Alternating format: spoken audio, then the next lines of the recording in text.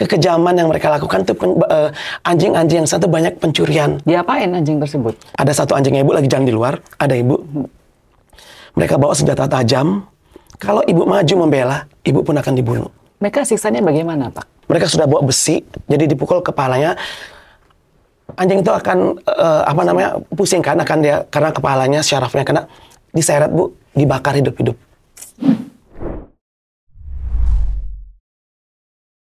Kalian pasti tahu bahwa saya punya 3 anjing, ya.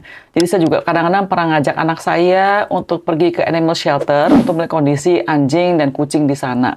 Nah, makanya hari ini saya ketemu dengan seorang narasumber yang mempertaruhkan, bahkan mungkin saya katakan nyawanya, untuk membela binatang-binatang ini.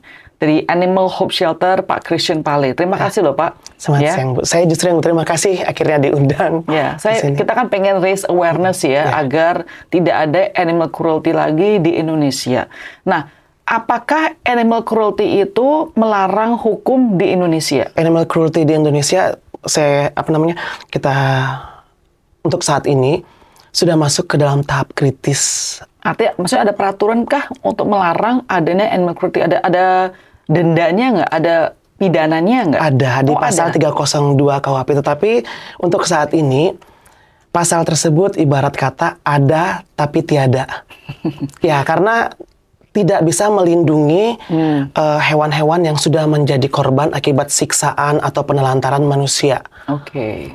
Hukuman yang diterima oleh para pelaku sangat-sangat kecil, bahkan hampir tidak ada dibanding dengan keselamatan kami para aktivis yang memperjuangkannya.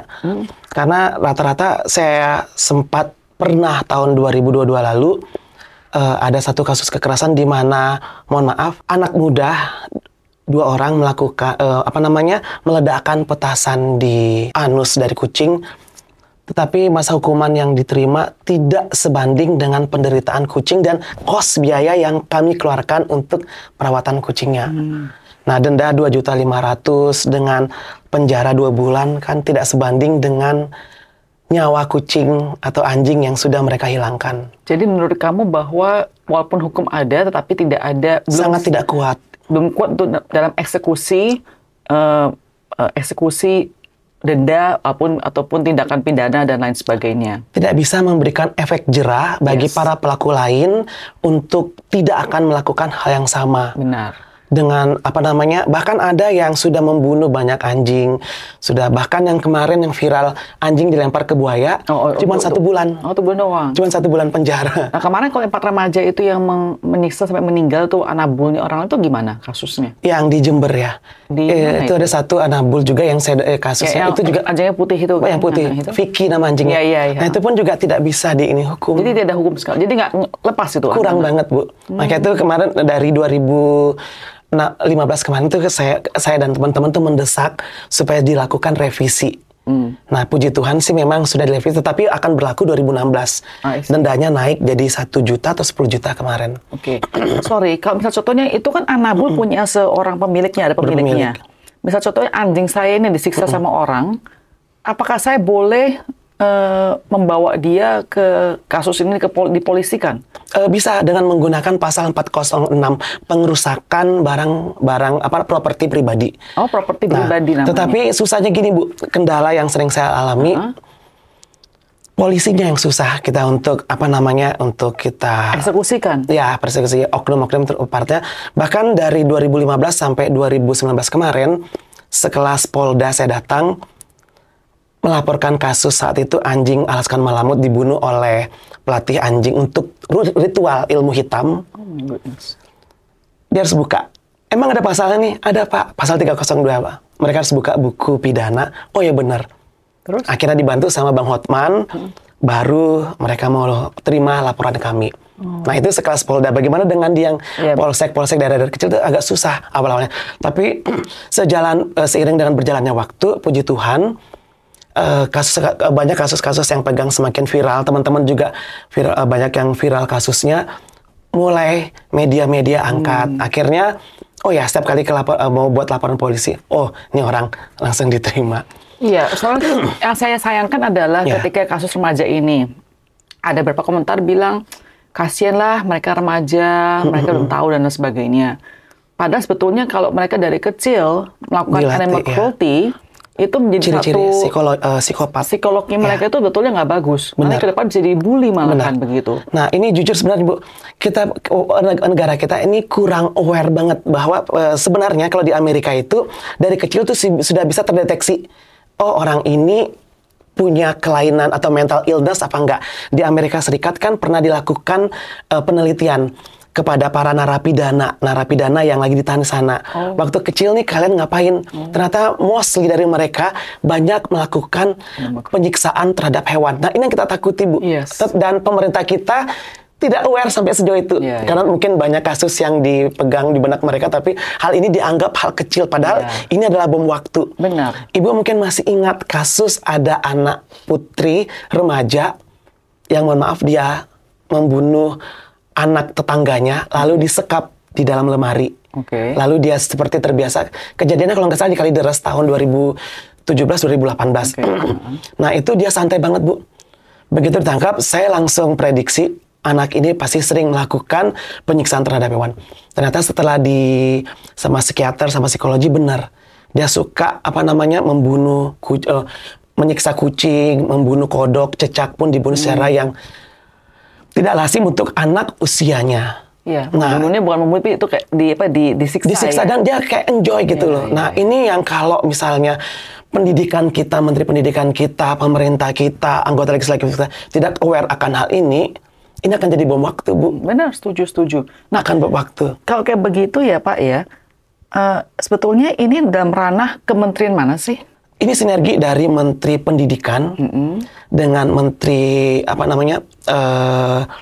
Peternakan. Ya, Peternakan dan Menteri Sosial mungkin, Bu ya. Jadi ini harus bersinergi karena sudah saatnya lah Indonesia ini punya kurikulum bukan hanya untuk mengajak anak untuk mencintai sesama, tidak, tetapi bagaimana kita menimbulkan welas asih, affection bukan hanya kepada sesama manusia tetapi kepada lingkungan yang ada di sekitar kita. Kepada hewan, kepada alam, menimbulkan rasa bagaimana mereka untuk memiliki, menyayangi dan mencintai, supaya kita tidak, kalau di Jepang itu kan dari kecil mereka menghargai banget budayanya. Nah, Indonesia kan ini negara yang katanya kita punya budaya timur, seharusnya bisa lebih maju, bisa lebih hebat daripada Jepang untuk bagaimana menghargai alam kita. Nah, tetapi kita kan yang lebih ditonjolkan. Saya juga bekas pengajar, Bu. Saya 16 tahun jadi guru sains. Yang ditonjolkan dari pendidikan kita ini hanyalah hafalan, teori. Tanpa ada problem solving, tanpa ada mengajarkan anak untuk problem solving, tanpa ajarkan anak untuk berpikir kritis. That's true. Nah, jadi mudah-mudahan aja, Pak Menteri Pendidikan, ayo Pak, Indonesia sudah saatnya punya kurikulum untuk anak-anak kita ini sedini mungkin untuk mereka untuk mencintai sekitar, mencintai sesama, mencintai hewan, mencintai alam. Saya bisa bayangkan bahwa ke depannya Indonesia emas pasti akan maju. Ya, amin Pak. Ya. Kalau saya bisa melihat dari sisi orang mungkin kebanyakan pikir binatang ya cuma binatang. Iya, dan itu masih tertanam bahkan ya Bu ya. Tanpa sadar, orang tua mengajarkan ke anaknya untuk it's okay kamu melakukan kekerasan terhadap hewan. Contohnya, mereka makan nih satu keluarga di warteg. Kucing terlantar, kucing liar, itu kan lapar, dia tidak tahu apa-apa. Datang, orang tuanya akan tenang, kus, pergi. Ini dilihat sama anaknya di depan mata. Tertanam di benak alam sadarnya. My dad lakukan itu kepada kucing. Berarti aku boleh dong. Nah, ini yang orang-orang dewasa tidak sadar. Mereka mengajarkan ke anaknya hal yang seharusnya tidak mereka lakukan. No affection. Tapi bagaimana ya Pak? Misalnya setahu saya nih, saya pernah 1 kali bawa anjing saya ke satu park yang memang boleh bawa anjing. Tiba-tiba ada satu keluarga dengan anak kecil mamanya langsung tarik anaknya cepet-cepet. Padahal anjing saya bawa pakai tali ya. Listnya ada list. Ada orang memang takut loh sama anjing, sama kucing dan binatang-binatang demikian. Contohnya ibu saya sangat takut sama kucing. Dia malah takut sama kucing. So, dia nggak suka kucing, dia lompat-lompat, dia benar takut sekali. Oke. Jadi bagi orang-orang yang takut sama binatang tersebut, itu bagaimana ya? Maksud saya kan tadi ke Bapak bilang di restoran, ternyata ada kucing. Ada kadang-kadang memang ada afraid, bukan sengaja mau cruelty, tapi emang takut begitu loh. Karena itu Bu, dari kecil ini sebenarnya itu sudah ada stigma tanpa sadar dari lingkungan kita, orang tua kita mengajarkan bahwa seperti anjing. Anjing ini kan mereka berpikir bahwa itu anjingnya galak. Semua anjing itu galak. Padahal kan tidak. Tidak semua anjing galak. Bagaimana kita melatihnya? Nah, akhirnya tertanam sadar, bahkan juga hal-hal ini yang sebenarnya akhirnya menimbulkan kekerasan terhadap hewan. Nah, ada beberapa kasus, contohnya studi kasus saya. Mereka ini dari kecil sudah ditanamkan sama orang tuanya tidak boleh dekat anjing. Anjing itu galak. Yeah. Selain mohon maaf katanya anjing najis atau apa ya. Yeah, untuk saya tidak bisa masuk ke teori-teori. Tetapi tanpa disadari orang tua kita pun orang tua mengajarkan hati-hati ini anjingnya galak. Jadi otomatis tertanam apa yang didengar terus sama anak ini dari orang tuanya tertanam di alam sadarnya dan mereka akan membentuk stigma pemikiran bahwa akhirnya jadi momok gitu loh. Nggak mau mereka.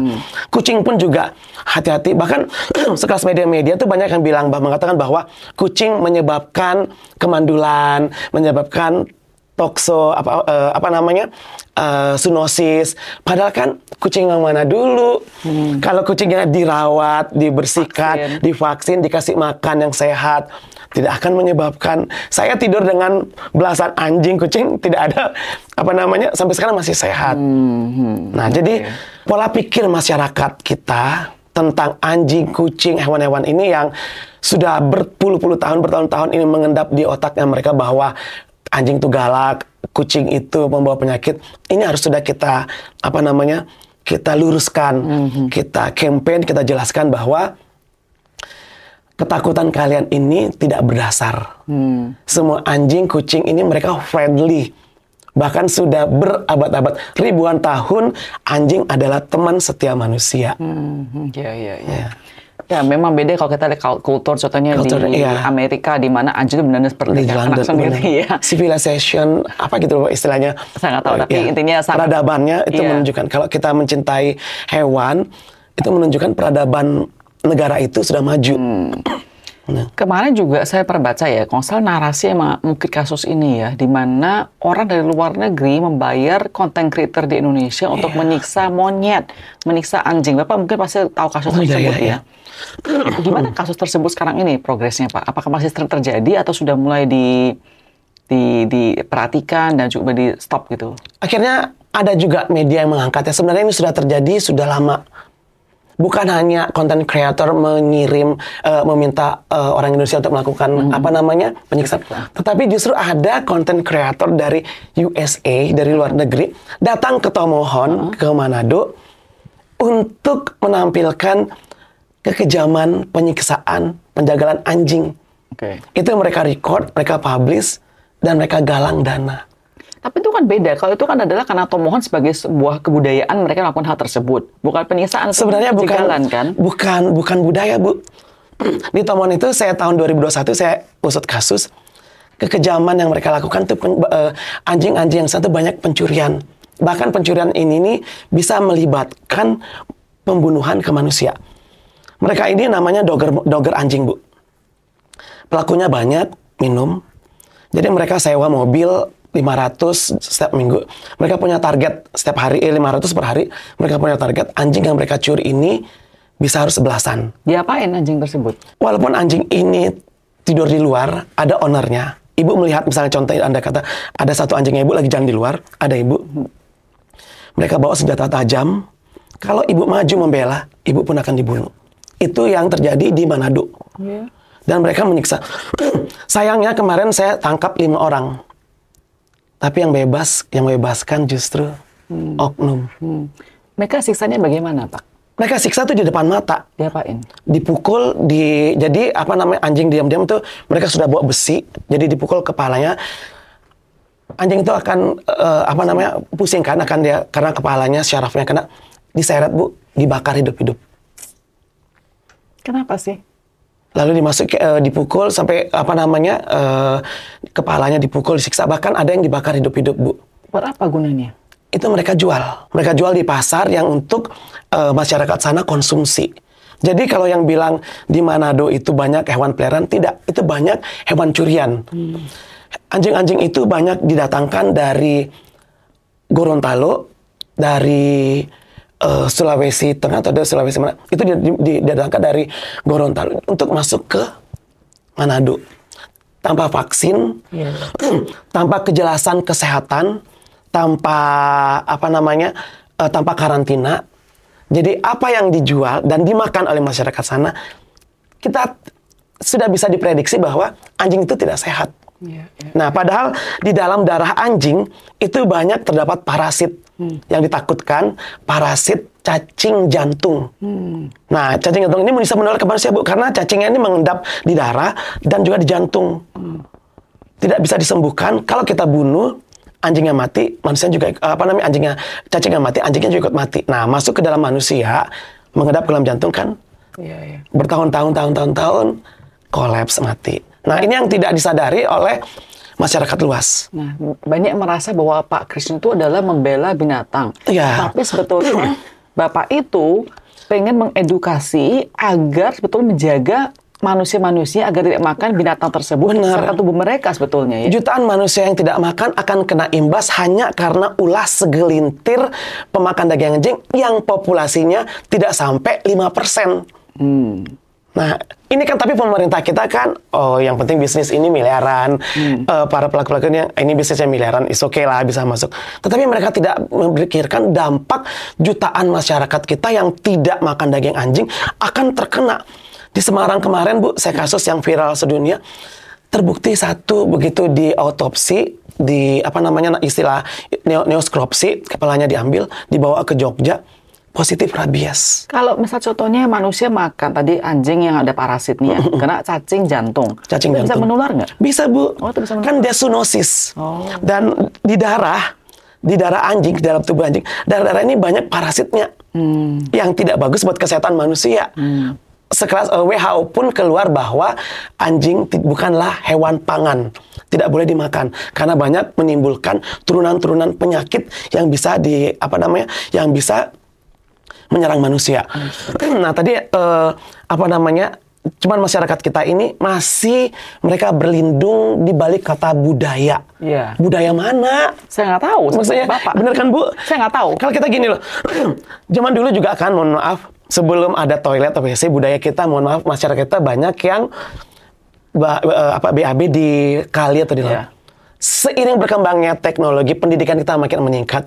Ini hal yang buruk. Ini bukan kebiasaan saya dong. Kita tinggalkan, kita beralih jadi manusia modern. Nah, ini kan kebiasaan manusia primitif yang masih dipertahankan di zaman yang sudah modern, dan mereka masih berlindung di balik kata budaya. Budaya mana? Pak, di Indonesia itu yang paling banyak pemakan daging sapi, daging anjing itu di mana sih? Tomohon. Jawa Tengah. Jawa Tengah. Kota mana? Solo Raya. Solo. Ini hasil penggerebekan kasus saya 6 Januari 2024 kemarin yang akhirnya viral sedunia. Akhirnya seluruh dunia tahu Indonesia tidak baik-baik saja, bahwa masih banyak perdagangan daging anjing yang bebas berkeliaran bahkan di jalan umum, bahkan di pinggir jalan yang bisa diakses oleh masyarakat luas. Sementara hukumnya sudah ada, undang-undangnya sudah ada untuk melindungi, bahkan undang-undang dinas peternakan pun mengatakan anjing, kucing bukan klasifikasi hewan pangan untuk dikonsumsi. Tetapi kenapa bisa berjalan, bisa terjadi selama puluhan tahun? Kan oknum. Jadi anjing tersebut dicuri, diambil dari daerah Jawa lain. Ya kan, Bapak kan itu tangkapnya di Sumedang ya kalau nggak salah ya. Tangkapnya bukan di Solo, di Semarang, Bu. Di Semarang. Cuman anjingnya diambil dari Jawa Barat. Nah, di Jawa Barat beberapa kabupaten sana. Terus jadi konsumsi bukan di Jawa Barat, tapi kebanyakan adalah di Solo. Di Jawa Tengah, Solo Raya. Alright. Nah, saya harus tanya ini. Kan setahu saya ya, agama Islam tidak menganggap bahwa anjing itu kan haram. Ya kan? Tidak mau berhubungan dengan anjing. Tepatnya najis. Kalau dimakan baru haram. Oke. Liurnya kan najis. Iya, air liur katanya. Tapi bisa disucikan. Tapi kalau makan boleh? Tidak boleh. Tidak boleh. Kalau dimakan jadi haram. Kalau di liurnya najis, tapi bisa dibersihkan dengan tanah. Alright. Jadi kenapa Solo kan, maksud saya, setahu saya kan majority adalah orang Islam. Kenapa sangat populer kalau begitu? Nah, ini yang membagongkan, Bu, ya, mohon maaf. Solo Raya ini mayoritasnya Muslim. Ibu saya juga Muslim. ibu saya. Jadi saya tahu akidah agama mana yang dibenarkan, mana yang diharuskan dan mana yang dilarang. Investigasi saya sangat di luar mind blowing banget, Bu. Jadi saya masuk tuh dari tahun 2022, saya grill ya dari satu warung penjual menu daging anjing ke satu warung menu daging anjing, dan mereka tuh bertebaran di Solo. Bahkan secara vulgar mereka menampilkan gambar Scooby-Doo dengan judul Sate Guguk, Sate Scooby-Doo, dengan poster anjing golden, anjing Doberman, anjing Great Dane, anjing bahkan anjing bulldog.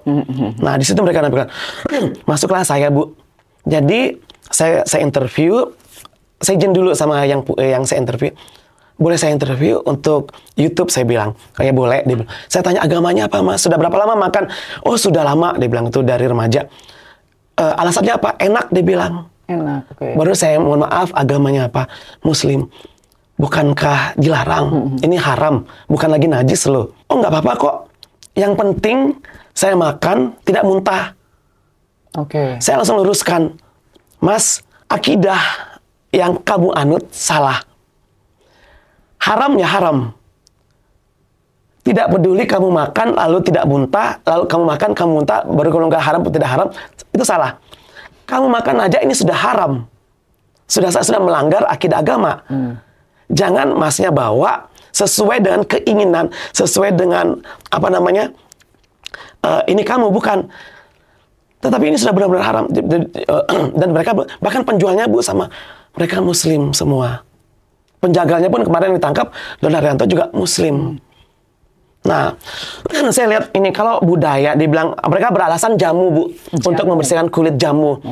Nah, tapi sebenarnya kalau kita lihat, tilik lagi sejarah, kenapa sih orang Solo ini bisa makan daging anjing?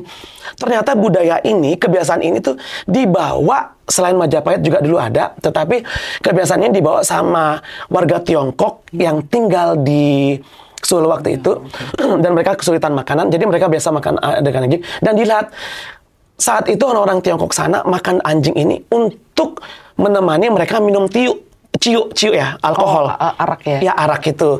Nah, ini yang akhirnya dilihat, diadopsi oleh masyarakat Solo menjadi sebuah kebiasaan. Alright. Dan dipertahankan. Jadi memang benar dong Pak, kalau gitu memang ada unsur kebudayaan. Karena di Bapak bilang udah berpuluh-puluh, ratusan tahun mungkin dari zaman Tiongkok itu ke sini, sehingga membuat orang-orang di sana lokal itu yang memang makan anjing karena dari zaman dulu memang ada kebudayaan tersebut. Berarti. Tapi harus dilihat, Bu, saat itu kan warga-warga Tiongkok ini memang kesulitan pangan. Jadi alasannya karena kesulitan pangan makanya nyari kan, anjing. Ya, nyari anjing. Ini saya sejarawan dari University Sanata Dharma Yogyakarta. Saya sadur dari beliau. Kalau saat ini kan enggak. Solo ini kan oh my God, subur banget kan. Ada banyak banget budaya alam yang bisa dikelola. Ayam kan banyak, kambing juga ada. Ini bisa, terus kenapa harus mempertahankan sebuah kebiasaan yang jauh dari moral dan peradaban manusia modern? Karena menurut saya untuk mengubah pemikiran tadi Bapak bilang itu tuh nggak gampang. Contoh, saya kasih contoh aja ya. Contohnya kita bilang Jepang. Tadi Bapak bilang Jepang. Negara sangat maju. Ya kan, ada satu rasa sangat mengapresiasi nature alam. Tetapi mereka salah satu yang pembesar untuk membunuh ikan paus. Bapak tahu kan? Paus, ya kan? Ya. They still kill whaling. Itu kan sangat terkenal di Jepang. Nggak bisa lepas. Walaupun international community udah bilang jangan. Tapi mereka masih bisa untuk melepaskan kebudayaan dari yang ratusan tahun di Jepang tersebut. Benar nggak sih, Pak? Nah, kalau di Solo ini merujuk pada Solonya, Bu, ya, yang pemakan daging anjing, sebenarnya mereka bukan mempertahankan budaya, Bu, tapi lebih tepatnya untuk memuaskan lidah mereka. Bapak pernah makan anjing nggak? Enggak. Nggak pernah coba? Puji Tuhan, enggak. Oke. Saya dari kecil, karena mungkin saya dididik secara Islam oleh ibu kandung saya. Jadi ibu saya tidak makan babi, tidak makan anjing. Oke. Enggak, saya pengen tahu apakah memang, saya juga tidak pernah kan. Maksud saya pengen tadi Bapak bilang katanya enak. Maksudnya enak. Karena mereka bilang sekarang, enaknya mereka kan, gini Bu, yang mereka makan daging anjing ini untuk menemani alkohol. Nah, jadi katanya itu untuk meringankan efek alkohol tuh naik, untuk menikmati efek itu naik. Nah, semua ini kan hanya untuk memuaskan lidah. Hanya mereka bertopeng di balik budaya. Sementara daging anjingnya kan sangat tidak sehat. apabila dikonsumsi oleh tubuh manusia. Nah, ini loh yang akhirnya saya bilang, walaupun mereka berlindung di balik budaya, ngapain kamu harus mempertahankan sebuah budaya yang melambangkan keprimitifan, sementara kita tinggal di budaya zaman modern, zaman peradaban yang sudah maju. Nah, tapi mereka juga tetap berlindung bahwa ini ada khasiat jamunya ya Pak ya. Berlindung di balik khasiat jamu, walaupun belum ada literasi yang bisa membuktikan omongannya mereka. Dan yang paling mind blowing, kenapa bisnis ini masih terus berjalan sampai detik ini, walaupun 6 Januari kemarin sudah ada yang ditangkap. Kita lihat cash flow-nya, Bu. Aliran dana dari bisnis ini tuh sangat besar. Berapa besar sih Pak? Miliaran per bulannya. Buat anjing apa? Bisnis ini. Wow, nggak sangka ya. Banget. Jadi kenapa kemarin ini akhirnya saya beruntung banget, puji Tuhan 6 Januari kemarin akhirnya bisa viral sedunia, karena selama bertahun-tahun saya selalu mencoba untuk melakukan penggerebekan, selalu terhalang. Akhirnya saya tahu bahwa ternyata, oh God, mereka punya dana besar, saya aktivis independen tanpa modal, ya pasti kalah lah di negara ini. Walaupun dengan pemerintah dari luar negeri atau walaupun dari sorotan internasional pun tidak bisa mengurangi ya. Tidak bisa. Susah makanya. Berarti karena banyak support juga, saya boleh katakan, dari pemerintah lokal, ya, atau mungkin oknum yang kita tidak tahu ya. Oh ya, di salah satu daerah Jawa Tengah, di Solo, salah satu pemilik warung yang menjual menu daging anjing ini anggota legislatif di sana. Susah Bu jadinya. Bapak mau tahu, Bapak punya animal hope shelter itu biaya dari mana kalau begitu? Saya jual baju, kaos ini untuk merchandise. Kami lakukan penggalangan dana open donasi publik. Saya punya yayasan resmi berbadan hukum. Jadi puji Tuhan itu juga membantu banget untuk membuat laporan. Jadi polisi akan lebih memprioritaskan kalau laporan itu datang dari yang berbadan hukum. Yang official ya. Yang official. Right. Bapak sendiri ataupun tim teman-teman Bapak di shelter ini, ketika tadi Bapak bilang kan banyak oknum, banyak orang-orang yang saya katakan berkuasa lah ya dalam milatan punya bisnis ini, industri ini, apakah pernah nyawa kalian itu sampai dihancam atau mungkin bahkan hampir tidak ada? Sering. Ini saya 6 jahitan Bu, 5 jahitan di Semarang. Kenapa? Saat itu mahasiswa dari satu daerah di Flores, mereka posting pas COVID. Jadi mereka posting tentang anjing dibantai.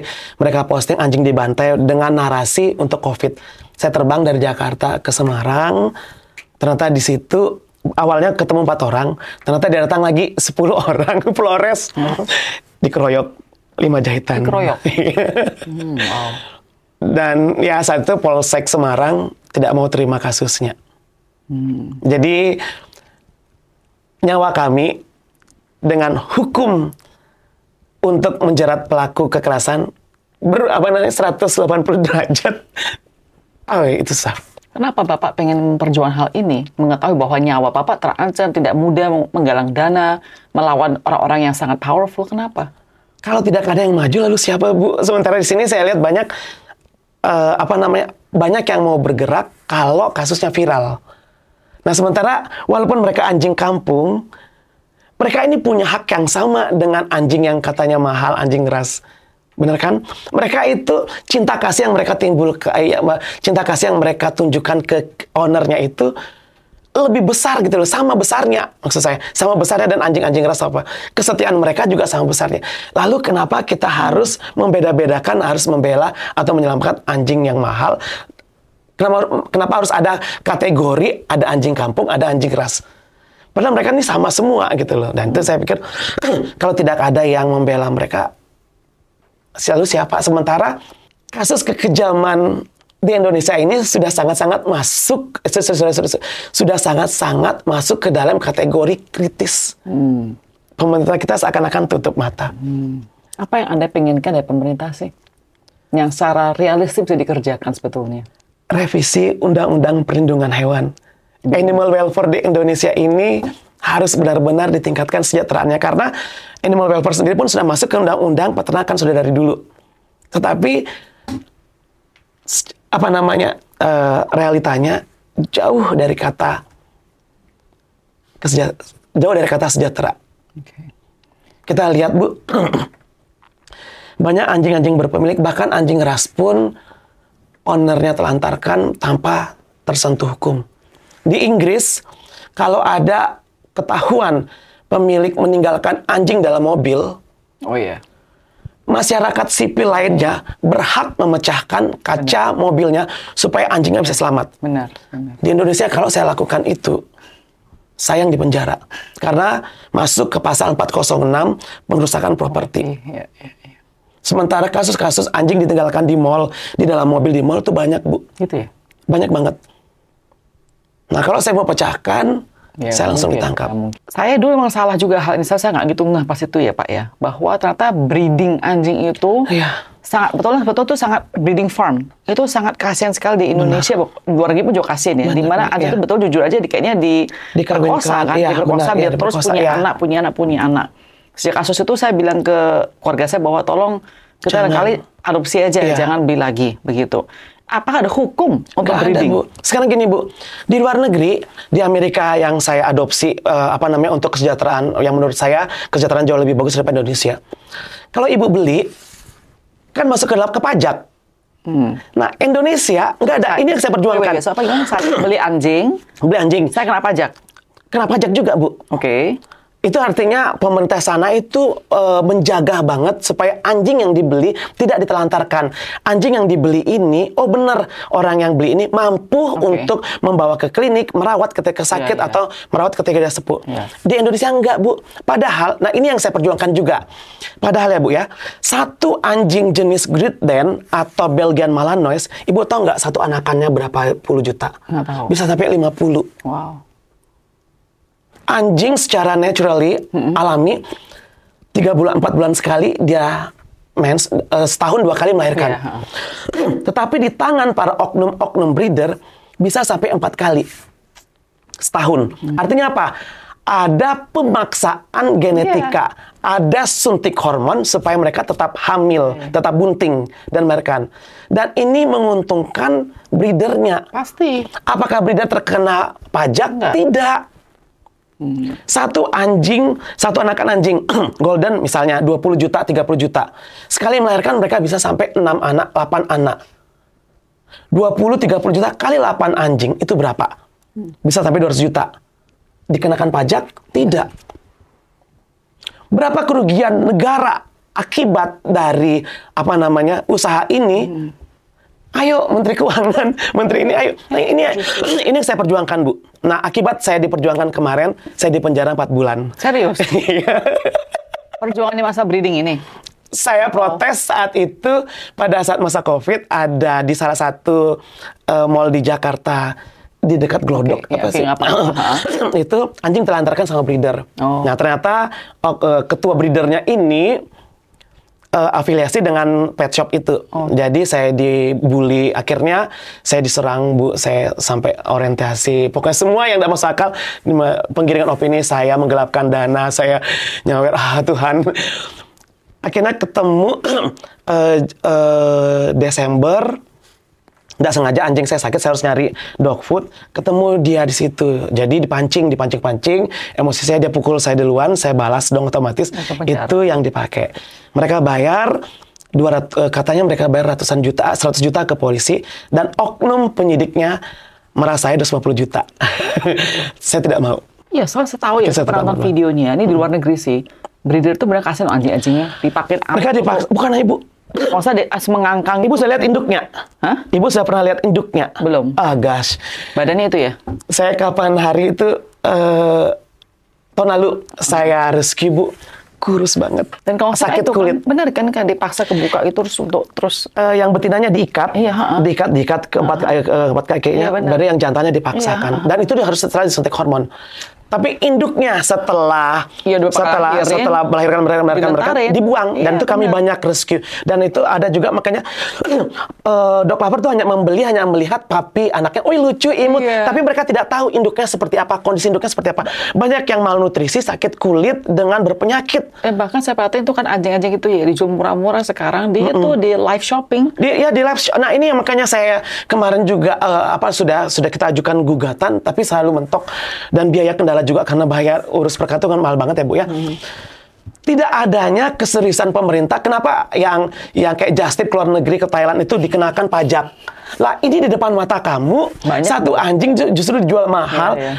Bu Sri Mulyani, mohon punten, ayo tolong. Ini ada negara banyak dirugikan.